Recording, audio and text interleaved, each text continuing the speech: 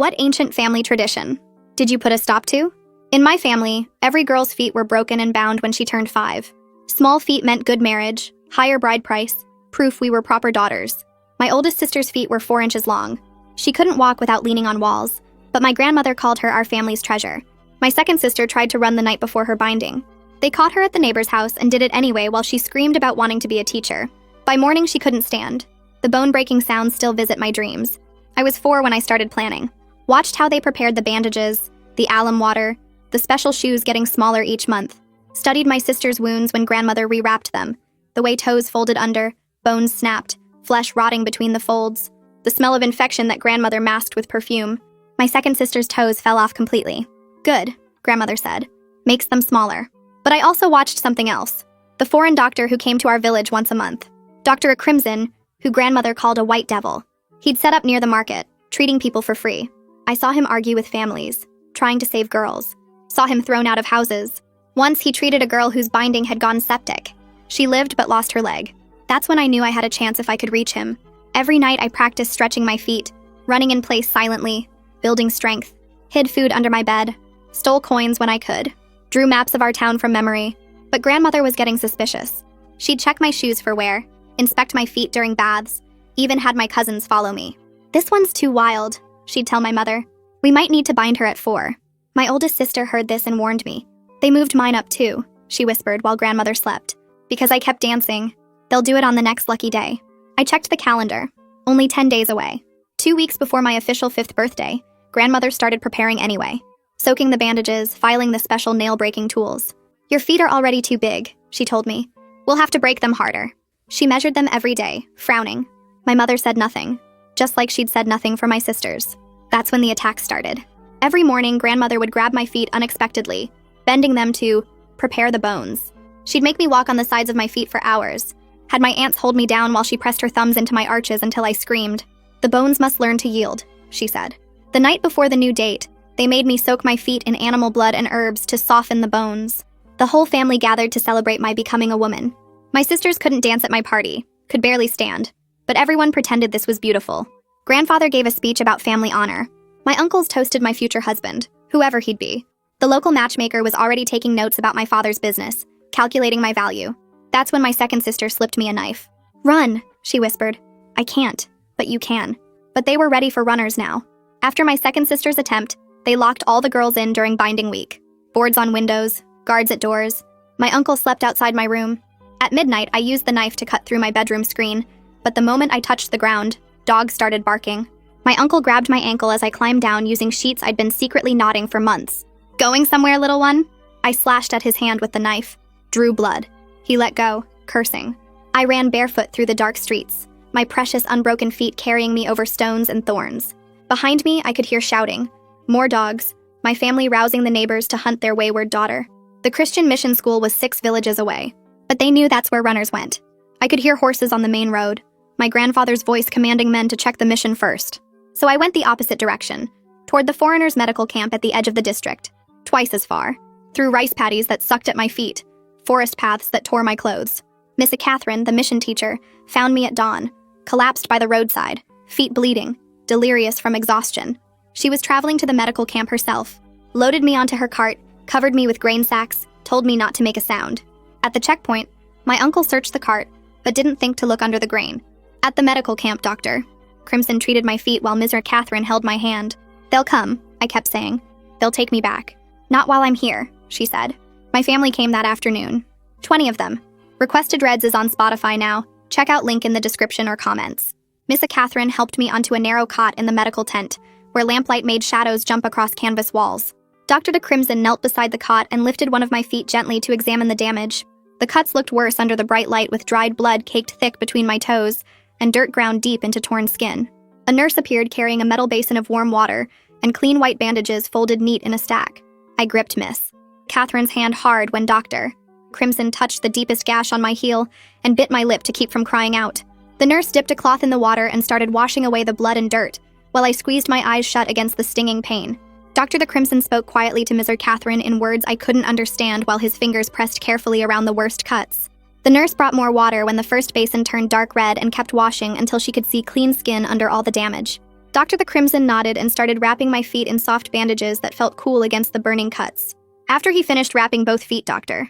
Crimson explained they would keep me hidden in the storage tent behind the main treatment area while my family searched the camp. Miss Catherine said most families give up after a few hours when they can't find their daughters right away and go home to wait for another chance. I wanted to believe her, but I kept remembering my uncle's fingers closing around my ankle like iron and knew my family wouldn't quit that easily. Grandmother had spent weeks preparing those binding tools and measuring my feet every single day. She wouldn't just walk away because I hid for a few hours. The nurse helped me stand carefully on my wrapped feet and led me through a back opening in the tent toward the storage areas. Each step sent sharp pain through my heels, but I followed without complaining because staying still meant getting caught. Before noon, shouting erupted at the camp gate loud enough to hear from inside the storage tent. I recognized grandmother's voice immediately cutting through all the other sounds as she demanded to see the foreign doctor right now. Through a small gap in the tent fabric, I could see the gate where my entire family crowded together in a mass of 20 people. Grandfather stood at the front gesturing with angry sweeping motions of his arms, while grandmother's voice got sharper and louder. My mother stood silent behind all the men with her eyes pointed down at the ground like always. I counted my aunts and uncles and cousins all pressed together at the gate and realized they'd brought everyone to show the camp how serious they were about taking me back.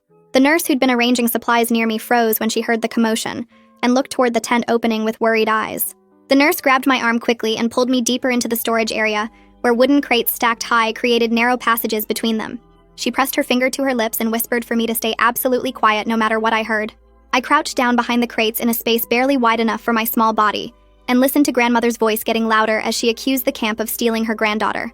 My hands started shaking when I heard her describing the special binding tools she'd prepared just for me, and how my feet were already too big at 4 years old. She told everyone at the gate about the careful measurements she'd taken, and the extra braking that would be needed because I'd grown too wild. The wooden crates smelled like medicine and dust, and I pressed myself against them, trying to make my body even smaller.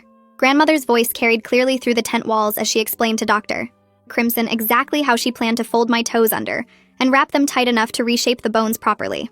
Dr. Crimson's voice came from the gate area, speaking firmly about patient rights and consent in careful words. He told my family that no one could take a patient from his care without that person's clear agreement to go.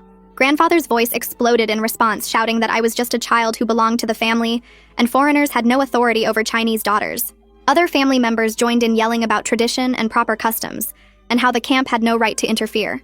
Dr. de Crimson kept his voice steady as he repeated that medical facilities protect patients from harmful procedures, regardless of family wishes.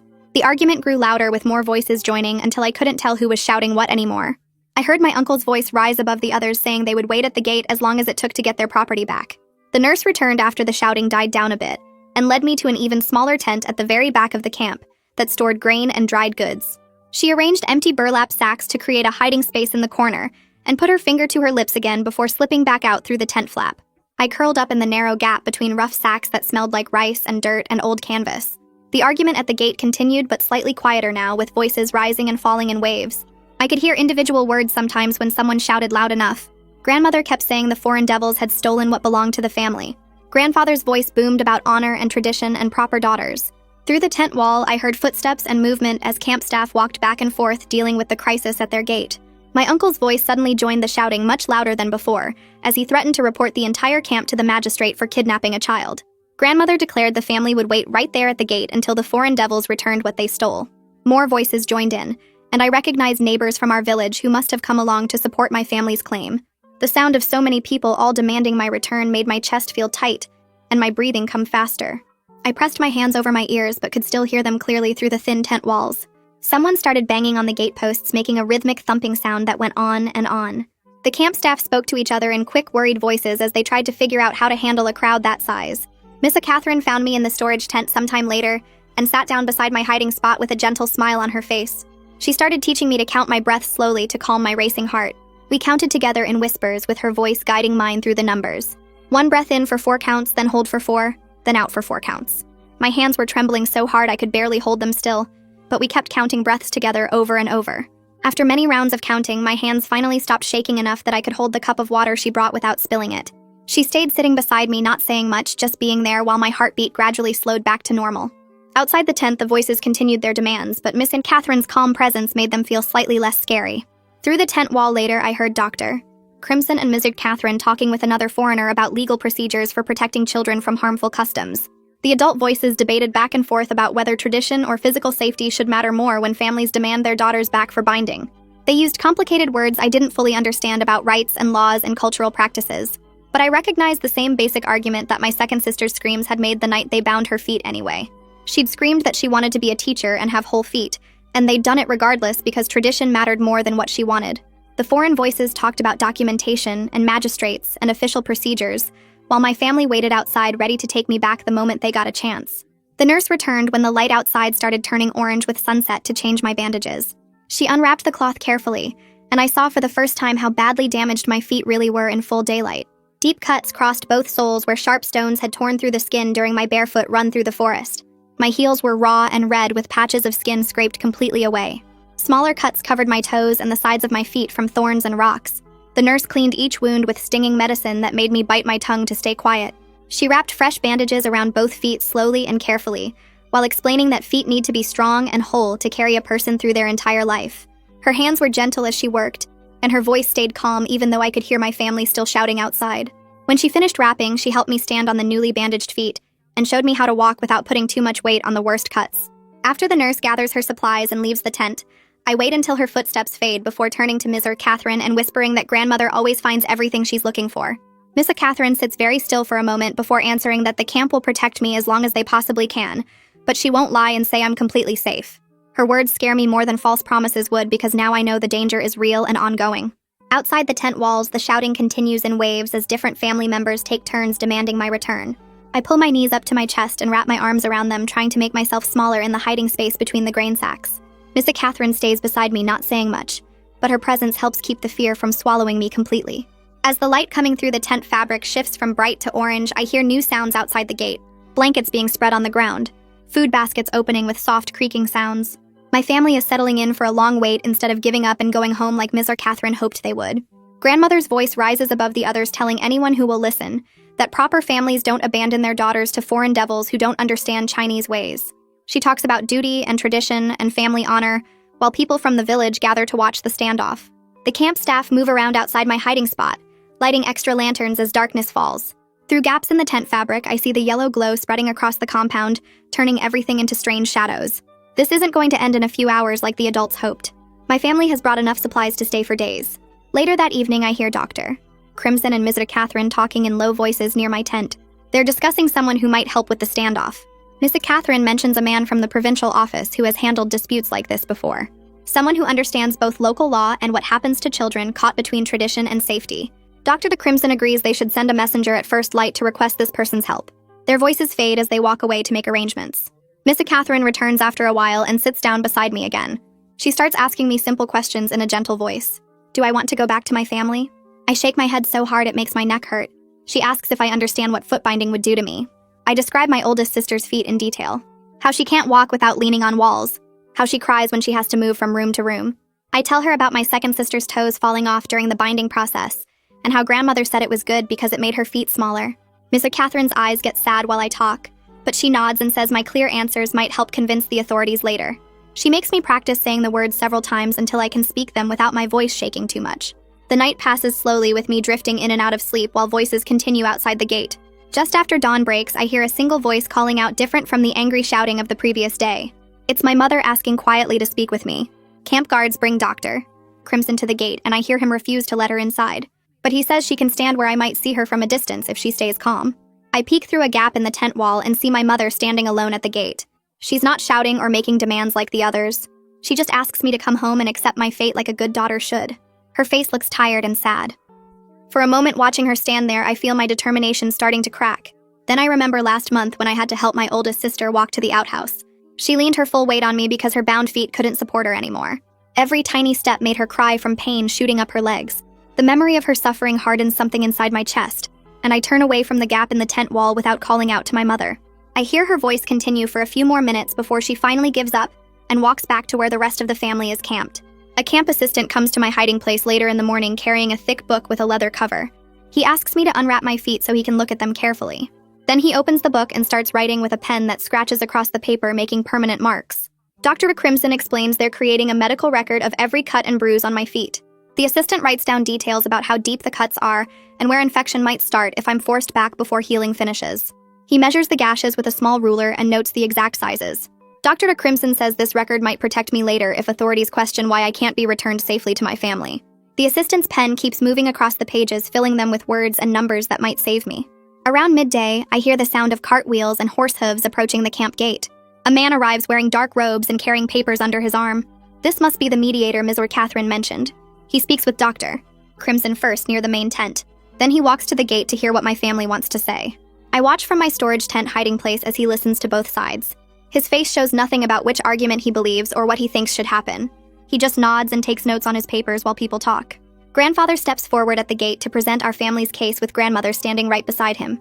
He talks about generations of proper tradition going back further than anyone can remember. He explains the bride price I'll bring with small feet, and the good marriage that will lift up our entire family. Grandmother adds her voice describing how binding is done out of love to give daughters the best possible life. She talks about my sisters and how valuable they've become because of their small feet. The mediator writes everything down without showing any reaction to their words. Dr. Crimson brings the mediator inside the camp fence and leads him to the medical ward where other girls are recovering. I follow at a distance, staying out of sight but close enough to see what happens. The doctor introduces the mediator to two girls who are being treated for binding infections. One girl's feet smell terrible even though the nurses clean them every day. The other girl can't put any weight on her wrapped feet without screaming in pain. The mediator's expression shifts slightly as he watches the girls suffer. He asks them questions about how long they've been bound and whether they wanted it done. And then he writes more notes on his papers before thanking Dr. Crimson and walking back toward the gate where my family waits for his decision. My mother steps forward from the group at the gate and speaks quietly to the mediator, asking for a private word. He nods, and they walk a few steps away from the others, while grandmother watches with sharp eyes. I can see my mother's lips moving but can't hear what she says from my hiding spot behind the medical tent. After a minute, the mediator walks toward where I'm crouched and asks if I want to say goodbye to grandmother before he makes his decision. My head shakes so hard my neck hurts, and I whisper that grandmother will try to take me if I get close enough. The mediator writes something on his papers and walks back to the gate without making me go near her. My mother's face drops when she sees me refuse and she turns away quickly. Late in the afternoon, shouting erupts from the medical ward when the girl with the infected feet suddenly gets much worse. Her fever spikes and she starts talking nonsense that doesn't make sense while nurses rush around her bed trying to cool her down with wet cloths. I peek through the tent opening and see 3 nurses working over her while she thrashes and moans. Voices outside the camp start blaming the foreign doctor for not preventing the infection, even though everyone knows it came from the binding itself. Grandmother's voice rises above the others saying, "This proves foreign medicine kills Chinese daughters." The camp staff close the ward curtains, but the girls' cries carry across the compound, making everyone nervous. Dr. Crimson orders all the tents locked down for the night and assigns staff to watch in shifts around the fence. Mrs. Catherine finds me in my storage tent and says we need to move to a different hiding place that's safer. She leads me through the dark to another storage area at the very back of the compound where they keep grain and supplies. This new tent has thicker walls and only one small entrance that can be guarded easily. Mrs. Catherine arranges some sacks to make a sleeping spot and stays nearby with a lamp burning low. I try to sleep but keep startling awake at every sound, convinced my uncle has found a way inside the fence. Every creak of wood or rustle of fabric makes my heart pound, and my hands grip the borrowed shoes I keep right next to me. The lamp flame flickers and makes shadows dance on the tent walls that look like people moving. I count my breaths like Mrs. Catherine taught me, but sleep won't come. Before sunrise, I force myself to practice walking despite the pain shooting through my cut feet. I grip a wooden post in the corner and take slow steps around the small tent, putting weight on my soles even though it hurts. Each step sends sharp feelings up my legs, but I keep moving because I won't let them carry me back helpless. My feet are still healing and the bandages rub against the cuts, but I need to stay strong enough to run again if I have to. I make myself walk in circles 10 times before sitting down to rest. My family tries a new approach at morning light by offering the camp money to cover my medical costs if they'll return me. Grandfather counts out coins at the gate while grandmother explains they only want what belongs to them. She talks about how much they've already spent preparing for my binding, and how the family deserves to get their daughter back. Dr. Crimson refuses firmly, and says children aren't property that can be purchased back. His voice stays calm, but I can hear anger underneath when he tells them to take their money and leave. Grandfather raises his voice, demanding to know what right foreigners have to interfere with Chinese family matters. The argument goes back and forth for several minutes before both sides give up and return to their positions. The mediator returns around midday and warns both sides that if they can't reach agreement by sunset, he'll have to petition the magistrate for an official ruling. His warning creates visible tension as everyone realizes the dispute is getting bigger than just a family matter. Grandmother's face hardens with determination while Dr. Crimson looks worried about involving local authorities who might favor tradition over foreign medical opinions. The mediator gives them until evening to work something out before he takes the case to higher powers. During the quiet afternoon, Mrs. Catherine sits with me in a patch of sunlight behind the storage tent and asks what name I'd like to use at the mission school if I stay. I've never thought about choosing anything for myself before, and the question feels too big to answer. The idea that I could pick my own name instead of just being called what my family decided seems impossible. We sit in silence looking at clouds while I try to imagine a future different from the one my family planned for me. Miss Catherine doesn't push me to answer, but just sits quietly letting me think about possibilities I never knew existed. My aunt suddenly appears at the fence screaming that my second sister is being punished at home for helping me escape. She shouts details about how they're keeping my sister locked in her room without food for encouraging my bad behavior. The words hit me like stones, and I feel sick knowing my escape is causing my sister new suffering. My aunt yells that it's my fault my sister is being hurt, and demands I come home to stop her punishment. I want to cover my ears but force myself to listen because my sister deserves that much. The guilt sits heavy in my stomach knowing she's paying the price for slipping me that knife. The camp staff post a simple written notice at the gate explaining that patients have the right to refuse harmful medical procedures. The paper lists facts about foot binding problems including infection, bone damage, and permanent disability that can result from the practice. Several villagers who can read gather to look at the notice and discuss what it says. My family dismisses it as foreign lies meant to trick Chinese people into abandoning proper customs. Grandmother tears the notice down and rips it into pieces, letting them fall on the ground. Dr. the Crimson comes out and posts another copy higher up where she can't reach it easily. Through a gap in the fence, I catch a glimpse of my oldest sister leaning heavily on our mother's arm. She can only stand for a few minutes before needing to sit, and even from a distance I can see pain in the way she holds herself. Her tiny bound feet can't support her weight properly, and every step looks like it hurts. The sight fills me with anger at what was done to her, and fear that I almost suffered the same thing.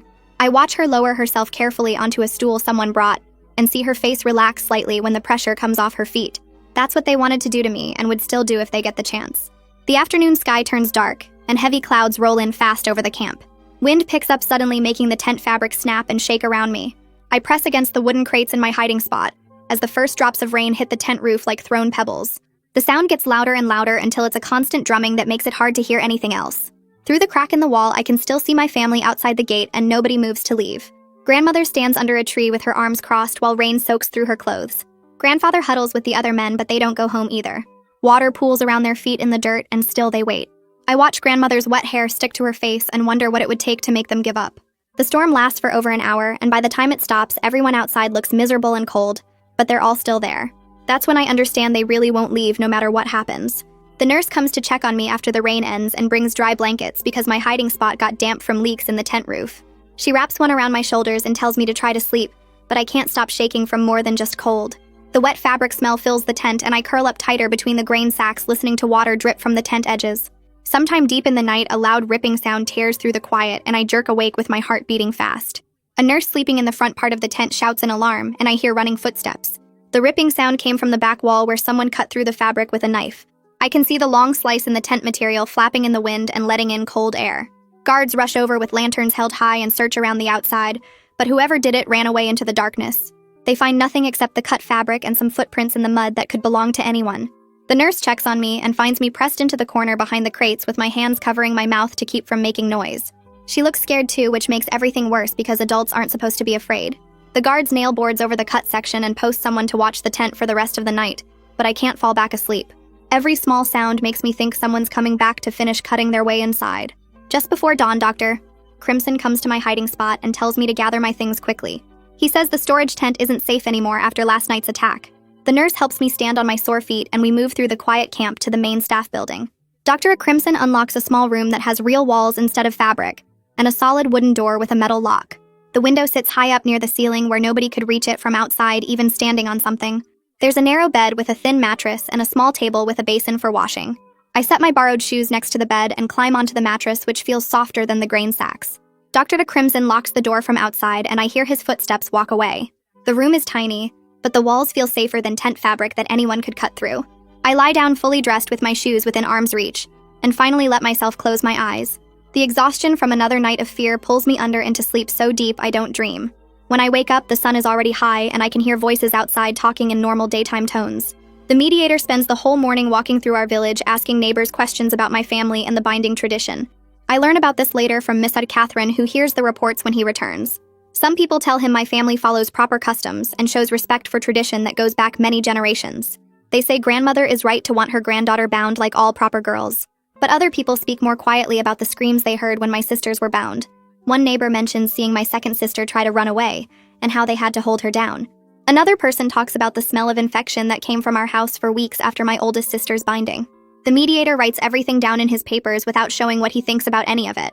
The mixed answers show how the whole community is split between people who think tradition matters most and people who think maybe the tradition causes too much harm.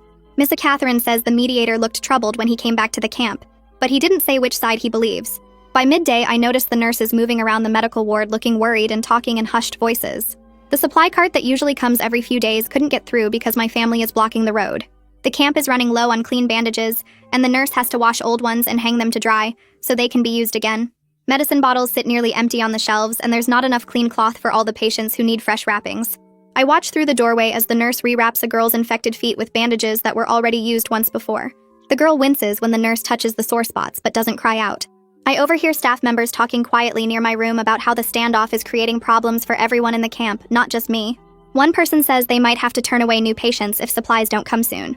Another voice mentions that sick people in the village won't get treatment because of the blocked road. The words make my stomach hurt in a different way than hunger. I press my hands against my middle and feel sick knowing that I'm the reason other people can't get help they need. Through the wall that afternoon, I hear Dr. Crimson and Mr. Catherine talking in voices they're trying to keep quiet, but I can still make out most words. Someone suggests that protecting one child shouldn't risk the entire camp's mission and all the other patients who need medical care. Miss Catherine's voice sounds tired when she responds, but I can't hear exactly what she says. Dr. de Crimson mentions something about principles and not backing down to threats. The argument goes back and forth with both of them sounding frustrated and worried at the same time. I slide down to sit on the floor with my back against the wall and pull my knees up to my chest. The idea that I might be causing the medical camp to fail makes me want to cry, but I bite my lip hard to stop the tears. I don't want to be the reason sick people can't get help, but I also can't let them take me back to break my feet. There's no good choice that doesn't hurt someone. A teacher from the mission school arrives in the afternoon and sets up a quiet lesson for the girls who are recovering in the medical ward. She brings a slate board and some chalk and starts teaching simple characters. I watch from the doorway of my room as she draws the character for tree with its straight trunk and spreading branches. Then she shows them water with its flowing lines and sky with its open space. The girls copy the marks carefully onto their own small slates.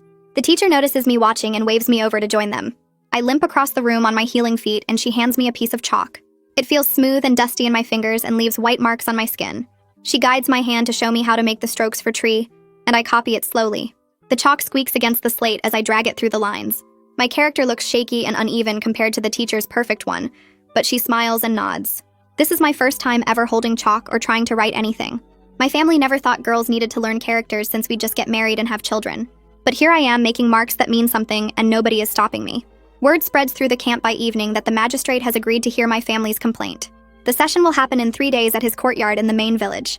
Everyone becomes tense when they hear the news because an official decision is coming soon. Miss Catherine finds me in my room and sits on the edge of the bed to explain what this means. She says the magistrate has the authority to order me return to my family if he decides tradition is more important than foreign medical opinions. Her honesty scares me, but I'm glad she doesn't pretend everything will definitely work out fine. We have 3 days to prepare for whatever the magistrate decides. That evening, Miss Catherine stays with me and starts preparing me for what might happen at the hearing. She teaches me to speak clearly and simply when I answer questions. We practice with her asking why I ran away, and me explaining that I wanted to keep my feet whole like they are. She asks what I'm afraid will happen if I go back, and I describe how they'll break my bones and wrap them tight until my toes fold under, and maybe fall off like my second sisters did. My voice shakes the first few times I say these things out loud, but Miss Catherine makes me repeat the answers over and over. She says if I have to speak to the magistrate, I need to say the words without crying if possible, because he'll take me more seriously. We practice until I can get through the whole explanation with only a little trembling in my voice. She reminds me to look at the magistrate when I speak, and to use simple words he'll understand. The practice makes the hearing feel more real and more frightening, but at least now I know what to expect. That night, I arrange my borrowed shoes right next to the bed where I can grab them in an instant if I need to. They're still too big for my feet, so I've stuffed cloth into the toes to make them stay on better. The extra padding makes them fit snugly enough that I could run in them if I had to. Having the shoes within reach makes me feel slightly less helpless, even though I know my cut feet haven't healed enough for another long escape. The deepest cuts still hurt when I put weight on them, and the nurse says I need at least another week before the wounds close completely. But I keep the shoes ready anyway because being prepared feels better than being caught without them. I lie in the narrow bed staring at the dark ceiling and listening to night sounds outside the locked door. Tomorrow the mediator will make his report, and then we'll wait 2 more days until the magistrate decides my fate. I don't know if 3 days is enough time for my feet to heal, or for me to figure out what to do if the decision goes against me. Morning comes too fast, and my whole body feels wrong when Miss Catherine wakes me before sunrise. My legs shake when I try to stand, and I have to grip the bed frame to stay upright. The nurse helps me into clean clothes while my hands won't stop moving, and my stomach feels like it's trying to climb out through my throat. Dr. Crimson loads me into the cart with Miss Catherine beside me, and we start the journey to the main village where the magistrate holds his sessions. The road bumps under the wheels, and each jolt makes my cuts hurt, but the pain in my feet is nothing compared to the fear making my chest tight. When we reach the magistrate's courtyard, I see them all waiting. 20 family members stand in neat rows wearing their best clothes to show they're serious and proper. Grandmother stands at the very front with her arms crossed over her chest, and her face looks certain like she's already won. Grandfather stands beside her in his formal robes, and my mother hovers behind them with her eyes down. My sisters aren't here because they can't walk far enough to make the trip. I climb down from the cart on shaking legs, and Ms. Catherine has to steady me when my knees try to give out. The magistrate sits on a raised platform under a canopy and gestures for everyone to come forward. My family moves as one group while I stand with Dr. Crimson and Ms. Catherine on the opposite side. The magistrate calls for the family to present their case first, and grandfather steps forward. He speaks in a strong voice about family rights that go back hundreds of years and how daughters belong to their families until marriage. He talks about tradition and honor and duty, like these words are weapons that can force me back home. Grandmother adds her voice next, and she's better at this than grandfather because she makes it sound emotional and caring. She describes the bride price I'll lose if my feet stay big and ugly. She talks about the shame I'll bring to the whole family if I refuse to follow proper customs. Then she does something that makes my stomach hurt worse. She describes foot binding as an act of love that mothers do to prepare their daughters for good marriages and security. She says breaking bones and wrapping feet tight is how families show they care about their daughters' futures. Her words make the binding sound beautiful instead of what it really is. Several people in the courtyard nod along with her speech, and I realize some of them actually believe this. The magistrate listens without showing what he thinks and writes notes on paper in front of him. When grandmother finishes talking, she looks right at me with eyes that promise punishment if I come back. Dr. Crimson takes his turn next and pulls out his thick medical ledger filled with careful notes. He describes the harm he's seen from treating foot binding cases over the past 5 years. He talks about infections that turn feet black and smell like death. He mentions gangrene that requires cutting off toes or whole feet to save lives. He explains how girls lose the ability to walk properly or stand without help. The doctor shows the magistrate pages of notes about girls whose feet became septic from the tight wrapping that cuts off blood flow. He's careful not to show the really disturbing details, but makes it clear that foot binding causes permanent damage to healthy children who did nothing wrong. My family shifts and whispers during his testimony, and I hear grandmother mutter something about foreign devils who don't understand Chinese ways. The magistrate asks Dr. Crimson several questions about his training and whether he's treated many cases. The doctor answers calmly and mentions the girl who died 2 weeks ago from binding complications. The courtyard goes quiet when he says her age was only 6 years old. Then the magistrate looks at me and calls me forward. My heart pounds so hard I think everyone in the courtyard can hear it beating. I walk to stand before the raised platform trying to remember everything Ms. Catherine taught me about speaking clearly. The magistrate asks why I ran away from home, and I force my voice to work. I say I ran away because I wanted to keep my feet whole like they are now. My voice cracks when I add that I'm afraid to go back because they'll bind me anyway, and I'll end up like my sisters. I describe how my oldest sister can't walk without leaning on walls, and how my second sister's toes fell off completely during her binding.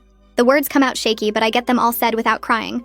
The magistrate asks if I understand that foot binding is an old tradition, and I nod and say yes, but I still don't want it done to me. He asks what I think will happen if I stay at the medical camp, and I tell him I hope to learn reading and writing at the mission school. Grandmother makes a loud noise at this, like the idea of me learning is offensive.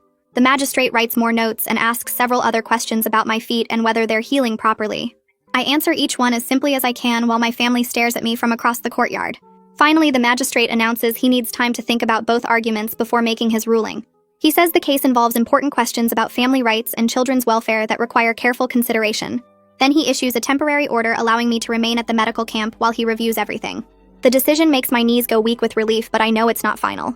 My family could still win when he makes his real ruling. Outside the courtyard, after the hearing ends, one of my cousins walks past me and spits on the ground near my feet. She calls me a disgrace to the family loud enough for everyone to hear.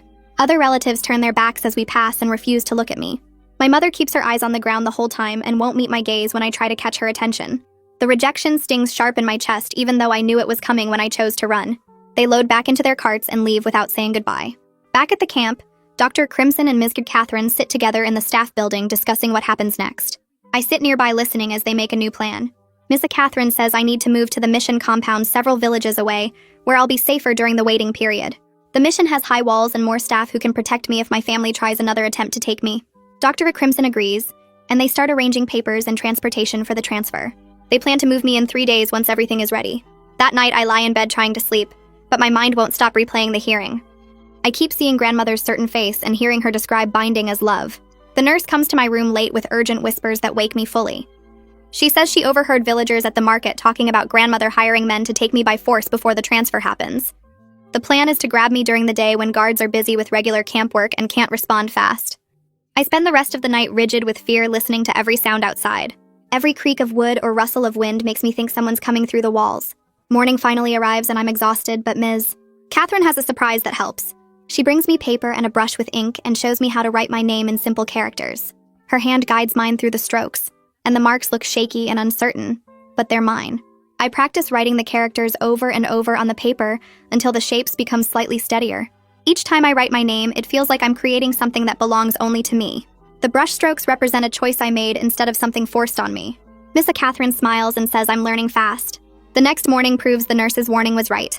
A dozen family members make a coordinated push at the camp gate, shoving hard against the fence.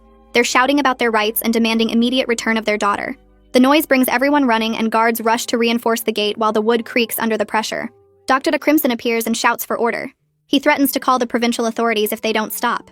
Grandmother's voice rises above the others, yelling that foreigners have no right to keep Chinese daughters from their families.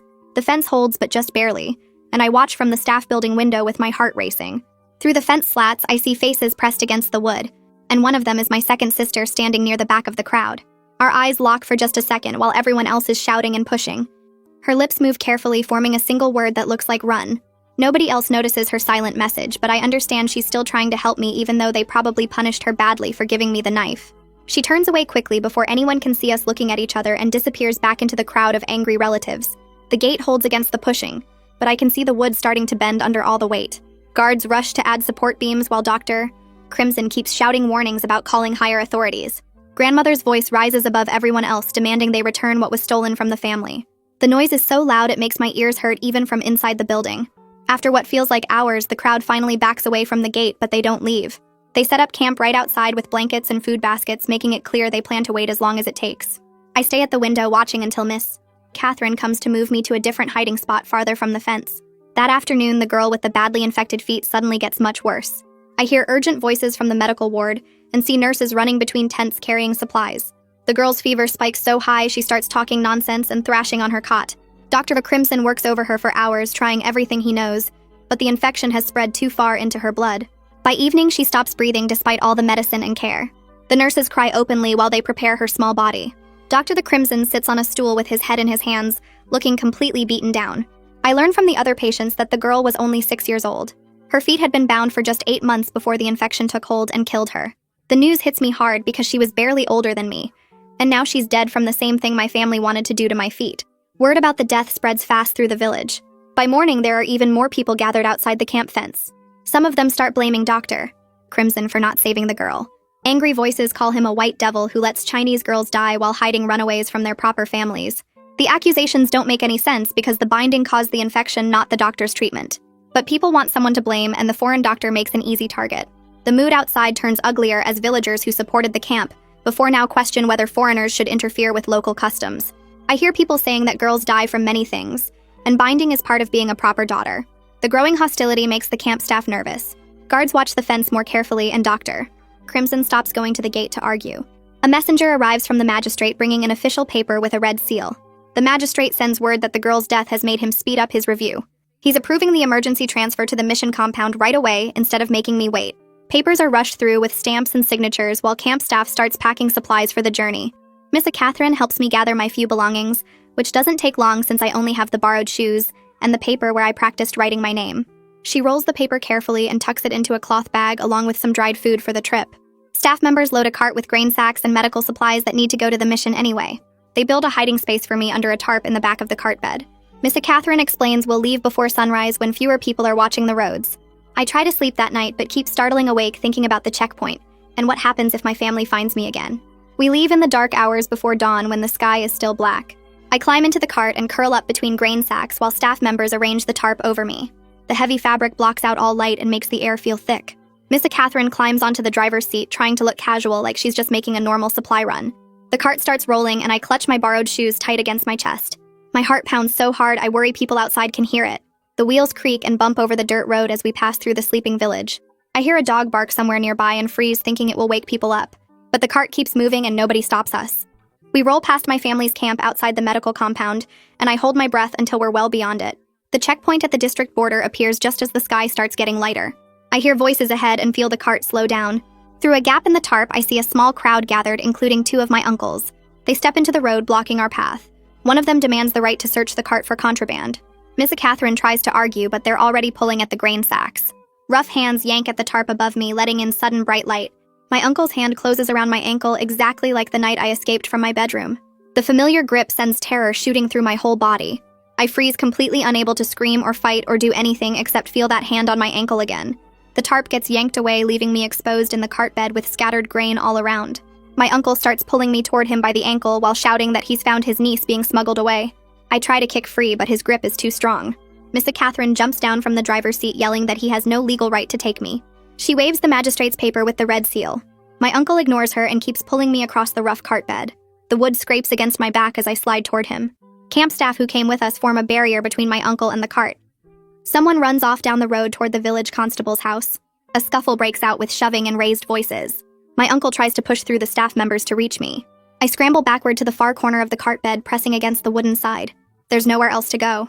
My other uncle joins the fight, trying to help pull people away. The cart rocks from all the pushing and shoving. I grip the cart edge so hard my fingers hurt. People are yelling, and I can't understand most of the words through my panic. The constable arrives wearing his official jacket and carrying a wooden staff. He shouts for everyone to stop and pushes his way through the crowd. Someone hands him the magistrate's paper and he reads it out loud. The order states clearly that I'm to remain in mission custody while the case is under review. My uncle argues and makes threats about reporting this to higher authorities. The constable warns that interfering with a magistrate's order carries serious penalties. My uncle's face turns red, but he finally lets go of my ankle and steps back. The crowd breaks up slowly, with people muttering and shooting hostile looks at our cart.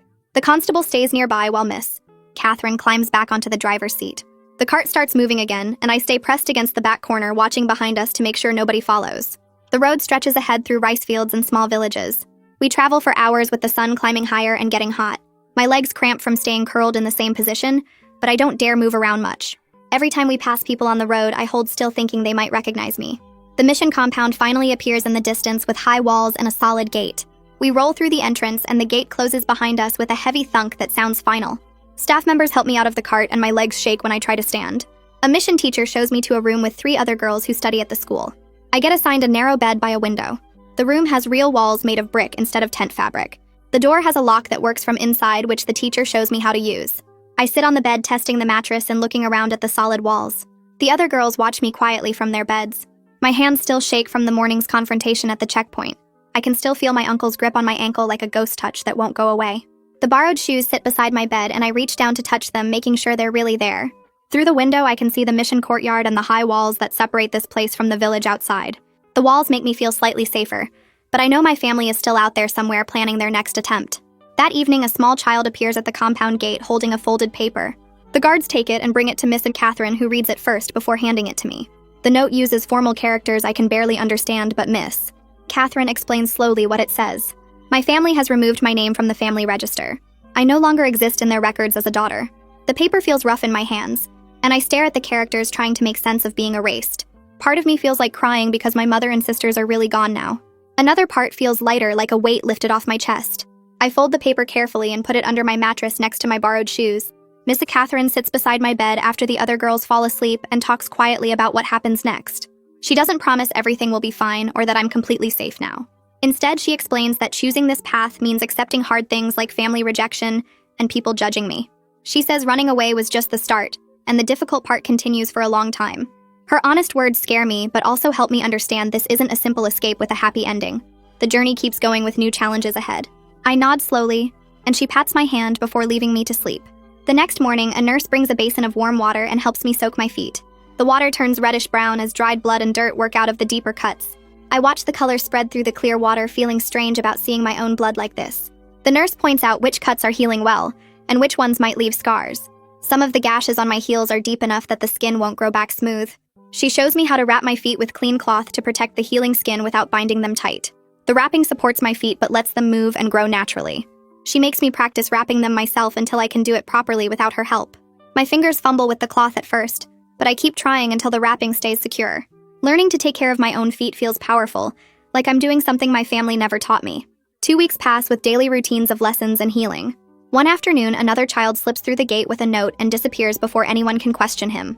The paper is rougher this time, and the characters are shaky like someone wrote them while hiding. The message says my second sister is being punished with extra work and restricted movement, but she's alive. At the bottom, there's a single sentence in characters so uneven they barely make sense. The nurse helps me read it, and the words say my sister is glad I got away. I stare at those shaky characters, knowing my sister probably wrote them in secret, risking more punishment. She must have learned to write somehow, despite grandmother forbidding it. I fold the note as carefully as the first one and put it under my pillow where I can touch it at night. Knowing she's alive and still supporting me makes the separation hurt less. I join the other girls for daily lessons in a room with low tables and slate boards. A teacher shows us basic characters for tree, water, and sky. We copy them over and over until our hands cramp. The chalk feels strange against my fingers and the characters look crooked when I write them, but slowly they get straighter with practice. A nurse also teaches us proper foot care in the afternoons, showing how to wrap feet for support during healing. She brings clean bandages and shows us how to check for infection or new wounds. The skills feel important, like I'm learning to protect myself in ways my family never allowed. The other girls practice wrapping each other's feet, and we help correct mistakes. One girl shows me a better way to tuck the end of the bandage so it stays secure. I show her how to write the character for water more clearly. We're teaching each other small things that add up. A woman appears at the compound gate one afternoon wearing a plain jacket and looking around nervously. She asks to speak with someone about unbinding, and Ms. Catherine brings her inside to a quiet corner. I watch from across the courtyard as they talk in low voices. The woman keeps glancing at the gate like she's afraid someone followed her.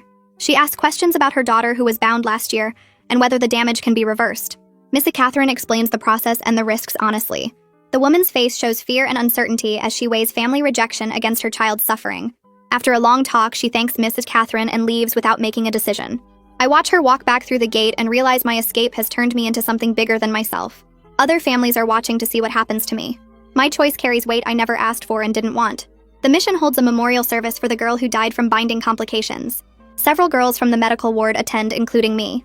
We sit on benches in a small courtyard while a teacher talks about the girl's short life. She was 6 years old. Her feet were bound for 8 months before infection killed her.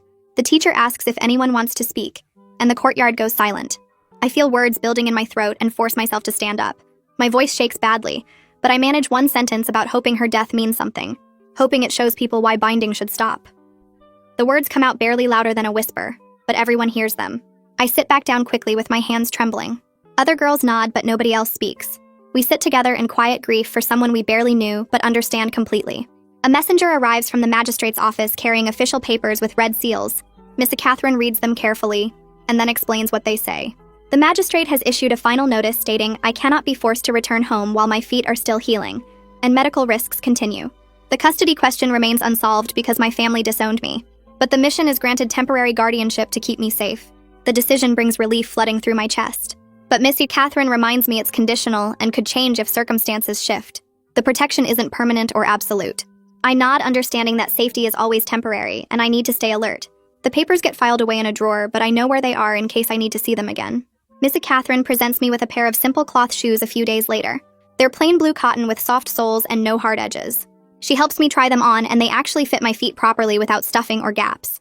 I stand up carefully and take a few steps. The shoes don't press on my healing cuts or squeeze my toes. They feel comfortable instead of painful. I walk around the room testing them and feeling amazed that shoes can support feet without hurting them. The borrowed shoes I wore before were close, but these fit perfectly. Missy Catherine smiles, watching me walk back and forth. I keep the shoes on all day, even inside the compound. They remind me that my feet belong to me now, and I can choose comfort instead of torture. A new girl arrives at the mission compound, carried in by her uncle who opposes binding. She escaped her own ceremony the night before, and her feet are swollen from running. The nurse treats her wounds while she cries quietly. After a few days, when she can stand, I help her practice walking without fear. We hold hands and take slow steps together around the courtyard. Her grip is tight, like she's afraid of falling. I tell her the steps get easier with practice. We walk in small circles, and I show her how to put weight on her feet gradually. Once we both laugh at the same time when we successfully walk all the way across the courtyard. The sound surprises us, and we both look quickly toward the gate, checking for danger. But nobody's there. The shared moment of lightness feels fragile but real, like something we're learning to build together. Evening study time arrives, and the teacher passes out paper and brushes to everyone in the room.